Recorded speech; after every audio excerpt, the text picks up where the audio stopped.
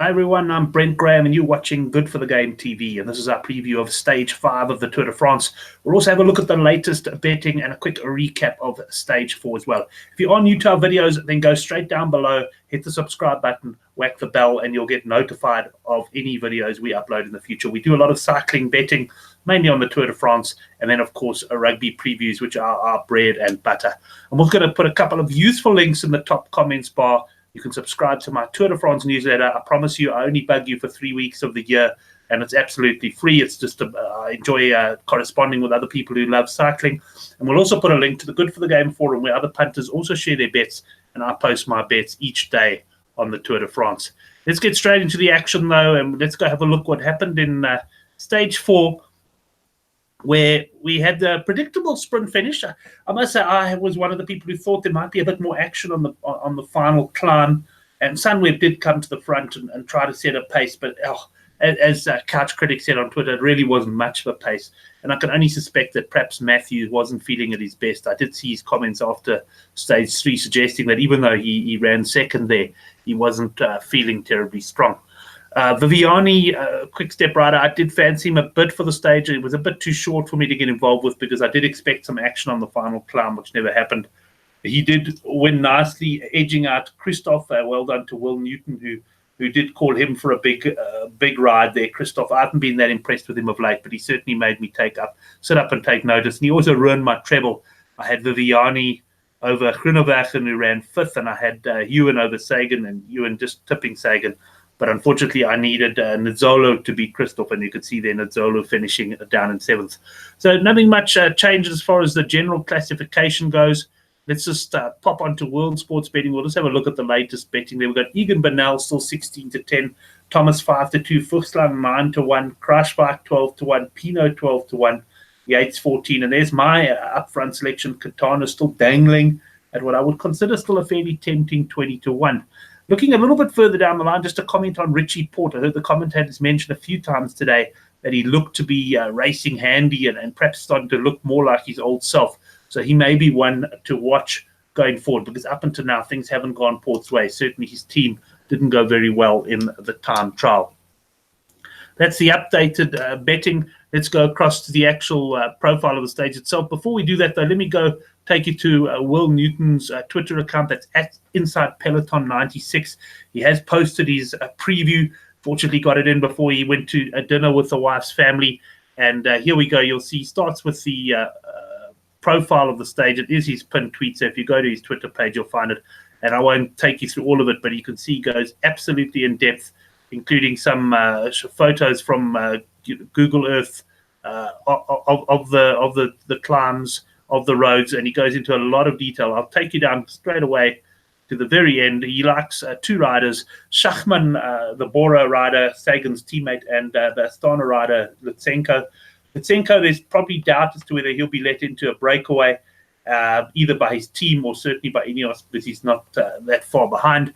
But Max Schachman, he's a 12-1 shot, and that's who Will has settled on in the end. Let's have a look then at the Stage 5 profile, and we can see that this is one of those stages which are going to be very hard to call. There's a number of fairly lengthy climbs in this one. It's the first real action we're going to see, although I don't expect the GC guys to do much, because tomorrow we finish on a tough mountaintop finish. Looking very forward to that one indeed. This stage has breakaway written all over it. There's a nice, fairly tough start, although the real categorized climbs only come towards the end of the stage. And it's going to be very interesting to see what sort of break we get going away. I think we're going to get a strong break of climbers. Obviously, I don't see anyone being threatening the overall win being allowed into the break. However, I actually expect Julian Alaphilippe, the favorite, to get into the break. There's no way he's going to let this yellow jersey go down quietly. And I don't think he's got the team, or he's going to want his team to work on the front all day over terrain like this. So I think Alaphilippe is going to get into the break. And the beauty about Alaphilippe is he can get in the early stages on the sort of flatter roads, or we can wait for that Cat 3 climb and pop into the break there. So I expect Quick-Step to control this stage for the first 35 to 40 kilometers. And I expect Alaphilippe to infiltrate what will be a very strong break that will be allowed quite a little bit of leeway from the peloton. As far as the peloton goes, I don't see them fighting things out over these climbs, really, particularly if the break has got a good advantage. And yeah, I think this one is going to come down to the break. And Alaphilippe, I do expect to be there. And you'll see in the betting that he is currently a 4-1 favorite. I'm going to take you on to Hollywood for the outright betting because they got the best price on my fancy. I'm going for a little bit of a speculative play. I wouldn't put anyone off Alaphilippe. 4-1. He can win. He can win really two ways. He could win from a reduced sprint finish if for some reason the break are caught, but he's also well capable of winning alone from the break, and in fact 3 ways, winning from a sort of a 1 or 2 man, a 2 or 3 man sprint as well. So Alaphilippe a worthy favourite. Sagan 8-1. He's not for me tomorrow. I haven't been that impressed with him. I mean, he still rides brilliantly, but to me, he's not at his best, and I think he might battle over the climbs. Michael Matthews 9-1, where we know he's done a lot of training because he thought he would be riding in support of Tom Dumoulin, so he has improved his climbing. He may be one to watch, but yeah, not for me either tomorrow. Schachmann, definitely a big runner, the German champion at 12-1, as pointed out by Will Newton. Tim Wellens, well, he's in a polka dot jersey. He'll no doubt be in the break. He visibly dropped off early today to try and make sure that he's far enough behind to be let some leeway. Greg van Avermaet, he's targeted this stage. He would love to have a go at getting the yellow jersey. I do expect Greg to be in the break, and he has, even while wearing the yellow jersey, been in similar breaks before. Valverde 22-1. I suppose he's the first of the GC men to be quoted. You know, for him to win, there's no doubt about it. It would have to all come back together, and the break would have to be reeled in, and I don't see that happening. Wout van Aert, interesting one. He could be allowed into the break. He's not a GC threat, and certainly could have designs on the yellow jersey. I just got a feeling perhaps he's been in good form for so long, and they're just little signs to me that maybe his form is just starting to waver slightly. I really rate this guy, but I won't be going in for him. There's Trentin at 28, Lutsenko, who Will also pointed out at 28. And then here's my fancy, Alberto Bettiol. Now, I was on him yesterday and had quite a big price on him. I was a bit disappointed he didn't feature at all. I had him for a top 3 and also for the win. But I did see afterwards that he had got a puncher, so that might have been the reason. He otherwise looks fairly strong. And this does look like a decent stage, in my opinion, for him, because he will be allowed into the break. And the way he's climbing at the moment, I do give him a chance of doing it, and then he's got a quick finish. So he is capable of winning from the reduced sprint as well. So Bettiol is my one pick there at 28-1. I'm going to pop across to Sunbet now, just have a look at some of the other betting options here, because they've got one that I really fancy. This price has been moving, so I wonder what it is now. Even this price has been moving quite a bit since the market price up, and I'm talking about match bets here, and I'm talking about Alaphilippe against Peter Sagan. Alaphilippe here, you'll see 8-10 and Sagan 9-10.